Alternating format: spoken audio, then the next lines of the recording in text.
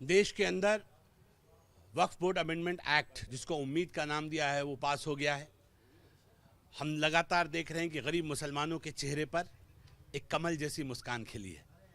वो लोग जो कल तक हमारा पुतला दहन कर रहे थे, जब मैं उत्तराखंड आया तो जहाँ जहाँ पुतले दहन हुए मोदी सरकार के हमारे, वहाँ वहाँ गरीब मुसलमान, पसमानदा मुसलमानों ने आकर स्वागत किया, भव्य स्वागत किया। नारसन में स्वागत हुआ, कलियर में स्वागत हुआ, मंगलौर में स्वागत हुआ, रुड़की में स्वागत हुआ, भगवानपुर में स्वागत हुआ। गरीब मुसलमान खड़ा हो रहा है, उसकी उम्मीदें जाग गई हैं। उसको लग रहा है कि अब जो हमारा हक था वक्फ, वो हमें मिलेगा। ये यतीमों का हक था, सदके ज़कात खैरात का पैसा, बेवा बहनें, विधवा बहनें, यतीम बच्चे, वो बुजुर्ग जिनका कोई नहीं है, उनका हक था। लेकिन बैठा कौन है? चंद अमीर। और उन अमीरों से अब गरीबों को लेकर इन गरीबों को दिया जाएगा। इसलिए वो अमीर जो वक्फ माफिया है, वो चिल्ला रहा है कि अब ये मुसलमानों से गरीब मस्जिदें छीन ली जाएंगी, इनके कब्रिस्तान, ईदगाहें छीन ली जाएंगी। जिम्मेदारी से कह रहा हूँ, मैं भी मजबूत मुसलमान हूँ। किसी मुसलमान से उसकी इबादत गाह, उसकी मस्जिद, उसका मदारिस, उसका कब्रगाह, उसकी खानका कोई नहीं छीनी जा रही। इन लकड़बग्गों से ली जाएगी वापस, जिन्होंने हजारों एकड़ संपत्ति दबा के जो लोग बैठे।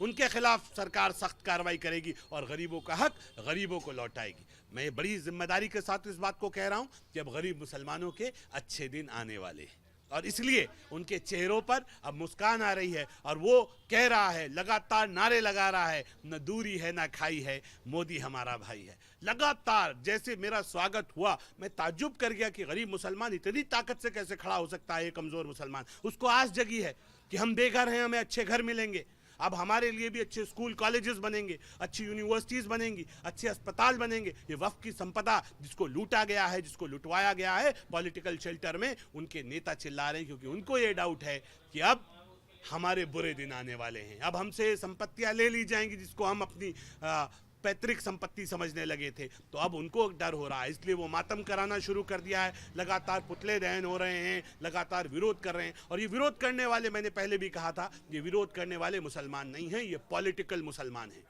ये जो आज देश को जलाने की बात कर रहे हैं, चाहे पश्चिम बंगाल में टीएमसी के गुंडे देश जला रहे हों, ये गोल टोपी का सहारा ले रहे हैं, अपनी पार्टियों के सिंबल को पीछे रखते हैं, गोल टोपी का सहारा लेकर इस्लाम को बदनाम, मुसलमानों को बदनाम करते हैं, गरीब मुसलमानों को। और ये लोग वही टीएमसी के गुंडे हैं जो देश में अराजकता फैलाना चाहते हैं। अगर दम हो पॉलिटिकल पार्टियों में, जब आप मुसलमानों से उनका वोट लेने का दम रखते हैं, तो अगर आपको लगता है गलत है तो अपने अपने सिंबल पे आइए ना, अपनी पार्टी पे आइए, अपने झंडे डंडे पे आइए, अपनी असली ओरिजिनल वाली टोपियों पे आइए। समाजवादी पार्टी अपने साइकिल के चुनाव चिन्ह के साथ आए, अपनी लाल टोपी के साथ, आरजेडी अपनी लालटेन के साथ आए, अपनी हरी टोपी के साथ, आम आदमी पार्टी अपनी सफेद टोपी के साथ आए, कांग्रेस अपनी गांधीवादी टोपी के साथ आए। आओ ना सामने, गोल टोपी का सहारा लेते हो, इतने बुजदिल और कमजोर हो चुके हो, गरीब मुसलमान का नाम लेकर देश को जलाना चाहते हो, यहां से सत्ता का रास्ता निकालना चाहते हो। एक एक सवाल का जवाब देगा ये गरीब मुसलमान। आज उसको उसका हक मिल रहा है तो विरोध करवा रहे हो अपने कार्यकर्ताओं से, ये बता के कि गरीब मुसलमान है। ये गरीब मुसलमान बहुत बारीकी से देख रहा है और एक एक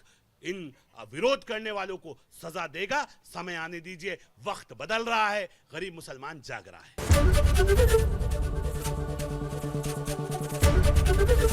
एबीपी गंगा, खबर आपकी, जुबान आपकी।